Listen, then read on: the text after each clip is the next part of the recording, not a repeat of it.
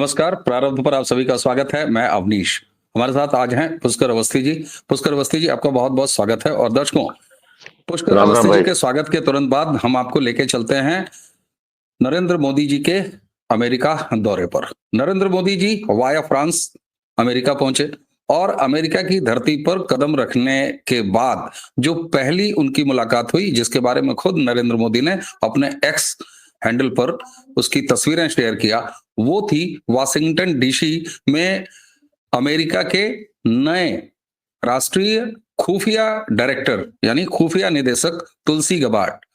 और प्रधानमंत्री ने लिखा कि तुलसी गबार्ड भारत और अमेरिका के बीच के संबंधों की महत्वपूर्ण कड़ी हैं।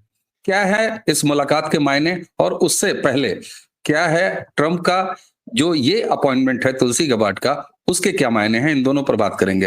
दादा, मैंने ये दोनों बातें आपके सामने रख दिया। वाया फ्रांस गए, पहुंचे, ट्रंप चचा से तो बाद में मिलेंगे, मिले पहले तुलसी से। हमारे यहाँ तुलसी पूजन किया जाता है। और तुलसी गबार्ड हिंदू अमेरिकी महिला हैं, ये एक अंडरलाइंड बात है। अब इसको लेके मायने क्या है? खैर, यहाँ तो सेकुलर, सो कॉल्ड सेकुलर और लिबरल बिरादरी इस समय मुहर्रम मना रही है, छाती कूट रही है। हालांकि उनके मुहर्रम का मौसम दिल्ली से ही शुरू हो गया है, न जाने कितने मौसम आएंगे। क्या है इस अपॉइंटमेंट का मायना, पहले तो ये बता दीजिए। और दूसरा, नरेंद्र मोदी ने इतनी अहमियत क्यों दी तुलसी गबार्ड से मिलने को लेकर, और इसके संकेत क्या है? हाँ, बिल्कुल सही कह रहे हैं। ये जो कुछ भी जो पहली मुलाकात हुई है अमेरिका पहुंचते ही तुलसी गबार्ड से हुई, और तुलसी गबार्ड जो है कल ही उनका जो है अपॉइंटमेंट हुआ है। मतलब अपॉइंट तो नॉमिनी तो कर दिया था प्रेसिडेंट ट्रंप ने उनको, लेकिन उनका जो प्रक्रिया है कि सीनेट से उसकी अप्रूवल होती, तो वो कल अप्रूवल हुई। तो ये एक बड़ा प्रारब्ध अच्छा है, इसको मैं कहूंगा। इस संकेतों की दुनिया है, डिप्लोमेसी में भी चलता है। तो तुलसी गबार्ड से पहला मुलाकात होना ट्रम्प एडमिनिस्ट्रेशन के सबसे महत्वपूर्ण तो नहीं, लेकिन और जो महत्वपूर्ण पद है उसमें से एक जो है तुलसी गबार्ड का है। She is the director of intelligence, national director of national intelligence. देखिए, ऐसा है कि तुलसी गबार्ड का जो जो पद है, हम लोग सीआईए जानते हैं, एफबीआई जानते हैं, इन सब चीजें जानते हैं। डायरेक्टर ऑफ इनका डीईए भी है, उनका सब कुछ है।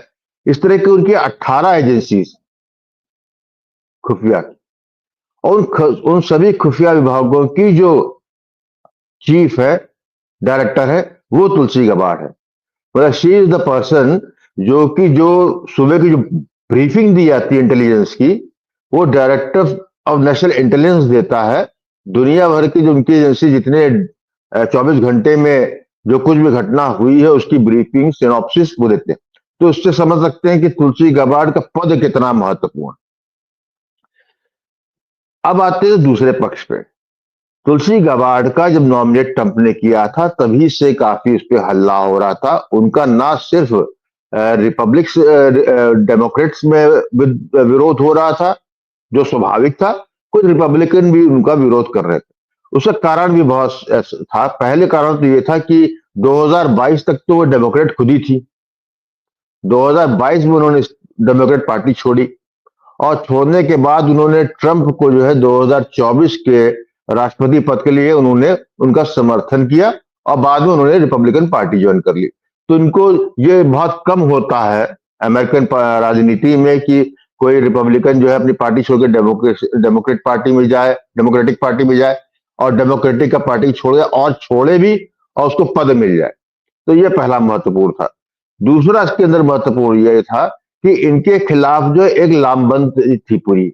जब ये जो है डेमोक्रेटिक पार्टी में थी, तब भी इनका काफी विरोध था। कारण था इनके कुछ अपने विचार, जिसमें ये थोड़ा प्रो पुतिन दिखाई देती थी, प्रो असद दिखाई देती सीरिया में के जो थे, उनका डील करने का तरीका दूसरा था, और ये जो है पूरी तरीके से वो कल्चर के अगेंस्ट भी थी। तो ऐसे में इन पे जो है निशाना सत्ता था, और ये लगता था ये कॉम्प्रोमाइज हो जाएंगे। तीसरा सबसे इनके पीछे था कि ये अनअपोलोजेटिक हिंदू है।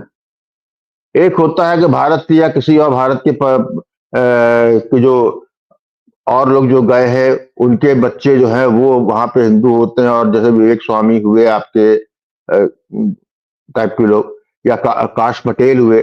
लेकिन ये वाइट अमेरिकन है, और अपनी माँ इनकी हिंदू थी, वो भी वाइट अमेरिकन थी, और इन्होंने शादी की है जिस विलियम अब्राहम से, वो भी वाइट होते हुए भी हिंदू पहले से थे। तो इसके मतलब ये पूरी तरीके से विशुद्ध रूप से सनातनी है, और उस अपने सनातनी उसको ओन करती थी, उस पर जो है उनको गर्व महसूस होता था, और हिंदुओं की प्रताड़ना जो होती थी उसको लेके एक बहुत सशक्त एकमात्र आवाज उस वाइट कम्युनिटी में वो जो तुलसी गौबार्ड थी। तो इस सबका जो है आज के परिदृश्य में उनका जो है इस पद पे आ जाना, जहां पर जिस पद से विभिन्न देशों में जो उठापटक होती है, कट्टर जिहादी इस्लामिक तत्वों का जो है टक्कर ली जाती है, तो ऐसे में बदले हुए परिवेश में भारत की स्थिति देखते हुए वो जो है स्पष्ट रूप से जो है बड़ा महत्वपूर्ण है तुलसी गबार्ड का फैसला।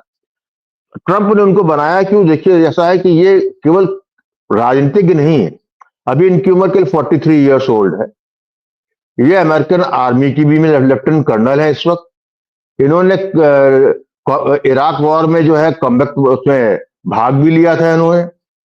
तो आप इसको कह सकते हैं कि इन सब की क्वालिटीज को देखते हुए ट्रंप ने इनको यहां बनाया। तो क्योंकि ट्रंप की एक जब इनका पहला टर्म खत्म हुआ था, जिसको वो कहते हैं कि इनका चुनाव चुरा लिया गया 2020 में, तो ट्रंप का ये मानना था कि जो अमेरिकी खुफिया विभाग है हर स्तर पे पूरी तरीके से चरमरा गया है और कॉम्प्रोमाइज, लेफ्ट लिबरल तत्वों से भरा हुआ है, और डेमोक्रेटिक पार्टी ने अपने जो है लोगों को घुसेड़ दिया। ऐसे में उनको एक जो है बिल्कुल कट्टर ईमानदार जो कि ना दबे ऐसे व्यक्ति की जरूरत थी, और तुलसी गबार्ड को इसीलिए उन्होंने जो है वहां पर प्लेस किया। यहाँ पर सबसे महत्वपूर्ण ये है कि तुलसी गबार्ड के जब सीनेट में जो है इनका जो है इनसे क्रॉस क्वेश्चनिंग हो रही थी, तो तुलसी गबार्ड ने बड़ा कहा था कि मुझ पे इल्जाम लगता है कि मैं मोदी की भक्त हूं, मैं इंडिया के प्रति पैशन हूं। ये अपने को उन्होंने कहा था कि मुझ पे ये इल्जाम लगते रहे। अब ये इल्जाम है कि नहीं वो अलग बात है, लेकिन ये स्पष्ट है कि भारत के प्रधानमंत्री नरेंद्र मोदी और तुलसी गबार्ड जी में संपर्क पहले भी था। जब भारत प्रधानमंत्री पिछली बार जब गए थे न्यूयॉर्क, तो उनसे मिले थे और एक भगवत गीता उन्होंने अपनी दी थी। वो खुलेआम जो है बांग्लादेश में, जैसे आपने देखा कि जब हिंदुओं पे हो रहा था, तो अमेरिका से एक जो खुल के आवाज आई थी और भर्त्सना की थी, और मोहम्मद यूनुस को तो आज नींद नहीं आएगी तुलसी गबार्ड के बनने पे, क्योंकि उसका सीधा असर जो है बांग्लादेश में जो आगे घटनाएं होंगी उसमें पड़ता हुआ देखेंगे।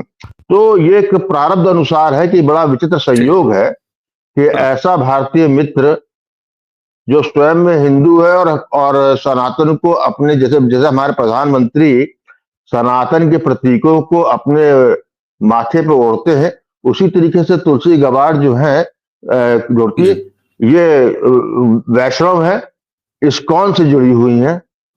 ठीक। और इनकी जो है जो कह सकते हैं कि जो उनकी प्रेरणा स्रोत है वो भगवत गीता है, और उसी पे हाथ रख के उन्होंने शपथ भी ली।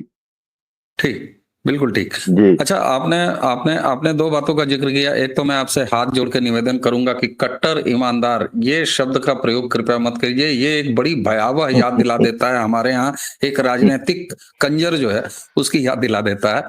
तो कट्टर ईमानदार मतलब बताइए कितना पवित्र शब्द, लेकिन अब उससे घृणा हो रही है क्योंकि वो एक प्रेतात्मा, राजनीतिक प्रेतात्मा की याद दिलाता है। नहीं, मैं बिल्कुल मैं क्षमा प्रार्थी हूँ। जी, आपने ये कहा कि देखिए, एक सनातनी की पहचान लिए हुए तुलसी गबार्ड न सिर्फ पहचान लिए हुए, बल्कि एक अमेरिकन ऐसी हिंदू जो मुखर रहती हैं और अब एक बेहद महत्वपूर्ण पद पर वो बैठ चुकी हैं। और सिर्फ तुलसी ही नहीं, बल्कि बांग्लादेश के हिंदुओं के लिए खुद ट्रंप ने आवाज उठाई थी। तो ये कोई छोटी मोटी घटना नहीं है। रही बात कि भारत के हिंदुओं को तुलसी गबार्ड से कोई उम्मीद, और ये तो देखिए साहब, हमारे यहाँ खुद सबसे बड़े सनातनी आइकॉन नरेंद्र मोदी जी मौजूद हैं, तो भारत के हिंदुओं की कोई ऐसी बात नहीं है, उनका तुलसी गबार्ड से कोई लेना देना नहीं है। लेकिन आपने जिस तरफ इशारा किया कि बांग्लादेश में यूनुस को आज नींद नहीं आ रही होगी, ट्रंप ने भी पहले इशारा कर दिया, न सिर्फ इशारा किया है बल्कि ट्रंप ने कार्रवाई भी शुरू कर दी, एड्स वगैरह रोक दिए, ये सारी चीजें कर दी। उधर जो यूनुस है वो भी अपनी पूरी खतरनाक कवायद में लगा हुआ है, किस तरीके से वो उसका तालिबानाइजेशन तक की कोशिश कर रहा है, वो जो है पाकिस्तानी अपनी पहचान को ओढ़ने का प्रयास कर रहा है। ऐसे में तुलसी गबार्ड के तुरंत आ जाने के बाद क्या बांग्लादेश में अगले कुछ दिनों में, हम आपको कोई टाइम फ्रेम नहीं तय कर सकते, लेकिन अब बांग्लादेश में अभी तक ये प्रतीक्षा हो रही है कि भाई यूनुस का क्या होगा, यूनुस कब निपटेगा, यूनुस कैसे निपटेगा। आप इसमें कुछ तेजी आते हुए देख रहे हैं? क्या ये पहली प्रायोरिटी होगी? क्या ये पहला टास्क होगा तुलसी गबार्ड का? देखो, मेरा तो मानना ये है कि जो बांग्लादेश में हुआ, अमेरिका के पिछले एडमिनिस्ट्रेशन ने किया, और ये सब लॉन्ग टर्म नीति के तहत होता है। तो मैं ये तो नहीं कहता कि एकदम से पलट जाएगा मामला, वहां पर जो है शेख हसीना को अब दोबारा बैठा दिया, ऐसा मुझे कोई गलतफहमी नहीं है, ये नहीं था। लेकिन हाँ, इससे फर्क ये अवश्य पड़ता है कि जो हिंदुओं को चिन्हित करके जो उनका जेनोसाइड हो रहा था, उस पर निश्चित रूप से जो है पोस्टमार्टम तगड़ा होगा, और निश्चित रूप से मोहम्मद यूनुस का बार बार इस चीज को लेकर नाम आता है। तो बदली व्यवस्था में मैं मोहम्मद यूनुस की जो है वहां से बांग्लादेश के राजनीतिक पटल से जाता हुआ देख रहा हूं, क्योंकि स्वयं वो मानसिक रूप से तैयार हो रहा, क्योंकि उस पर जो इल्जाम लगाए थे, जेनोसाइड का इल्जाम लगाया था, और तुम भी जानते हो कि जेनोसाइड का इल्जाम यदि अंतर्राष्ट्रीय पटल पे लगता है तो उसके रेमिफिकेशन काफी होते हैं। तो मैं तो निश्चित रूप बांग्लादेश में जो है ये कह सकते हैं कि बांग्लादेश के जो इस वक्त जो राजनीतिक चरित्र है, जो वहां पर अराजकता का माहौल है, उसमें जो है कुछ नए प्लेयर आ सकते हैं, और मोहम्मद यूनुस वहां से जो है पलायन कर सकता है, इसकी मुझे पूरी संभावना है। फिर एक चीज यहां पर और क्लियर कर दूं, तुलसी गबार्ड हिंदू है, अच्छी बात है, लेकिन वह अमेरिकन पहली है। तो जो अमेरिका के जो उद्देश्य होंगे लॉन्ग टर्म के, जो अमेरिका की फर्स्ट पॉलिसी होगी, उस पर वो चलेगी निश्चित रूप से। हाँ, क्योंकि वो जो है भारत को अच्छी तरह समझती है, भारत के जो राजनीतिक नेतृत्व है उससे उसका एक सहज उनसे संबंध है, और सनातन वैल्यू की है। तो ये कब कह सकते हैं, क्योंकि हमारा जो राजनीतिक नेतृत्व है वो भी सनातनी है। तो ये कहते हैं कि अमेरिका जो एक अलग दुनिया है और हमारी एक अलग दुनिया है, उसके लिए एक ब्रिज का काम करना सहज भाव से वो जो है काम करेगा। मैं उसको उसकी उपलब्धि में उस हिस्से को लेकर बड़ा ही आशावान हूं कि हमारे लिए कुछ चीजें आसान हो जाएगी समझाने में। जी बिल्कुल बिल्कुल। और मैंने ये सवाल आपके सामने रखते ही, ये पॉइंट आपके सामने रखते ही ये कहा कि भारत के हिंदुओं से को कोई बहुत तुलसी गबार्ड से वो नहीं है, क्योंकि हमारे यहाँ अच्छे खासे हिंदू आइकान साहब हैं, बैठे हुए हैं 2014 से, और भारत के सनातनियों ने उनको बैठाया है। इसलिए जो असाइनमेंट की बात मैंने की, चूंकि खुद तुलसी मुखर रही हैं बांग्लादेशी हिंदुओं के प्रति जो कुछ भी चल रहा है, खुद ट्रंप, अब वो ट्रंप को असिस्ट कर रही हैं, बेहद महत्वपूर्ण पद पर असिस्ट कर रही हैं। एक बात आपने कही कि आप ये नहीं देखते कि वहां पर शेख हसीना की वापसी होगी, हमें इससे भी मतलब नहीं है शेख हसीना की वहां वापसी होगी या नहीं होगी, इससे कोई मतलब नहीं है, लेकिन यूनुस निपटेंगे, ये हमारे लिए या सनातनियों के लिए बेहद महत्वपूर्ण है। और सिर्फ सनातनियों का नहीं, भारत एक राष्ट्र के तौर पर हमारे लिए ये महत्वपूर्ण है। और जैसा कि आप जानते हैं, ब्लड बांग्लादेश वीकली के जो संपादक हैं, जिनसे हम प्रारंभ पर लगातार बात करते हैं, शोएब चौधरी, वो भी ये कहते हैं कि कभी भी ये मत सोचिए कि शेख हसीना वापस आएगी, यूनुस जाएगा और एक हिंदू प्रेमी सरकार आएगी। वो बार बार, अब क्या विकल्प है क्या नहीं विकल्प है, ये बांग्लादेश की लोकल पॉलिटिक्स है, ये जब होगा तब हम देखेंगे। लेकिन एक अंतिम प्रश्न, प्रधानमंत्री इस तरह के संकेत देते हैं, देखिए वो किसी और से भी मिल सकते थे, मतलब मोदी जी संकेत देना चाहते हैं तो आप सोचिए, लक्षद्वीप के एक खाली तट पर एक कुर्सी लगाते हैं, बैठते हैं, फोटो खिंचवाते हैं, और ठीक अगले दिन एक देश जो है डूब जाता है, बर्बाद हो जाता है। तो वो संकेतों के धनी आदमी हैं। वो संकेत कुछ भी दे सकते थे। वो अपने होटल या रुकने वाली जगह से ऐसे खिड़की से बाहर देखते पुष्कर जी, और वहां से एक फोटो डाल देते और बहुत बड़ा संकेत उसका भी निकल के चला आता। लेकिन एक अमेरिकन हिंदू, जो कि न सिर्फ अमेरिकन हिंदू है, एक मुखर सनातनी है, उससे पहली मुलाकात, और वह भी तब जब वो राष्ट्रीय खुफिया प्रमुख है। ये एक नया ताना बाना, जिसकी प्लेटफॉर्म सनातनी पहचान पर टिकी है। ये एक नया दृष्टिकोण है फॉरेन पॉलिसी में नरेंद्र मोदी की तरफ से। निश्चित रूप से, क्योंकि देखिए विश्व की में कूटनीति जो है कि परसेप्शन का और संकेतों का होता है। ये कोई कहे कि वहां पर जाके अपने आप हो गया, ऐसा कुछ नहीं है। ये चूज किया मूवमेंट है, और एक्स पे भी प्रधानमंत्री नरेंद्र मोदी ने उसको डाला है पहले इसके अंदर। तो ये परसेप्शन जो है केवल भारत के लिए नहीं है, बिल्कुल नहीं।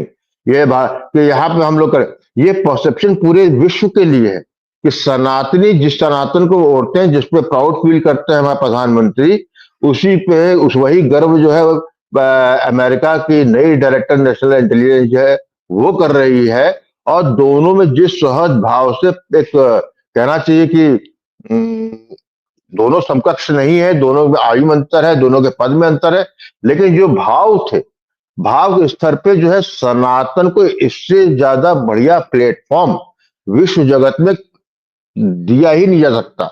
ये एक सौभाग्य है। ये एक अलग कहना चाहिए कि कहानी लिखने की दिशा में हम जा रहे हैं। इसके क्या परिणाम निकलेंगे वो तो देशों के राष्ट्रों के हितों के अनुसार होता है, उसमें होगा। लेकिन आप एक बात के लिए आप आशावान रह सकते हैं, वो ये कि जिस तरीके से भारत के हिंदुओं का प्रताड़ना अमेरिका में हुई, हिंसक कार्रवाई हुई, या ऑस्ट्रेलिया में देखने सुनने को मिला, कनाडा में हुआ, बांग्लादेश में जेनोसाइड हुआ, पाकिस्तान में तो जेनोसाइड हो चुका, उसमें जो है आप कह सकते हैं कि नए तेवर आ सकते हैं। जैसे बांग्लादेश में आपने कहा कोई हिंदू प्रेमी नया कोई आएगा कि नहीं आएगा बांग्लादेश में, ये नहीं कह सकते।